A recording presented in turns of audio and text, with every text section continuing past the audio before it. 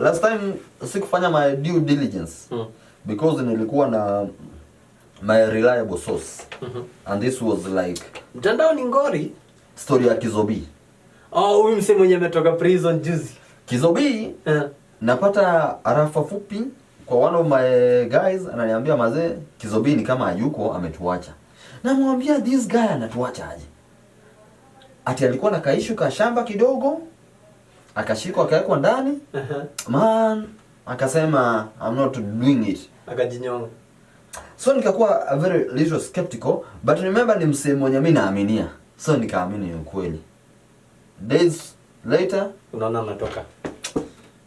Social media, before you post something, my friends, man, do your due diligence. Juu sasa unaweza danganya watu hapa nje. Unaweza danganya watu hapa nje vibaya sana. Ati nasikia anafanya nini? Anafanya collab na Baha. Yeah. Nimeona courtesy of William Tuva.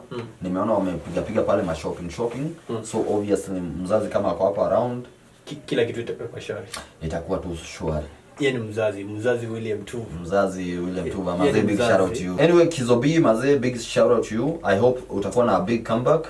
Na hiyo maneno ya shamba, najua shamba iko na shida, unaweza tatua tu. I'm waiting to see that song. Nitatoka. Kizobi is a very talented artist. Yeah. Talent. Ameimba ngoma safi huku hii town. Yeah, so mtu anajituma tu. Lakini saizi I want to see how he is going to ameko prison for long. Well, some days too. A week, 2 weeks hapo. 2 weeks hivi. If I'm right, but hajakaa sana. Alikuwa nje hiyo time yote? Alikuwa nje. So mbona hapo ana produce music? No, sometimes watu wa Mombasa suliambiwa wako na mambo yao sijui wako lazy ama ni nini. But also sometimes kumbuka tumekuja tukakuwa na wakati wa corona. Alafu kuna new music yenye na mainstream remember imechange sana. Sasa tuko na Gengeton, tuko na Urban Tone sana. And then unapata wale mafans wake labda ndio wamekwama na yeye. Na yeye kama ameshindwa kuevolve to a new level, unaachwa tu hapo.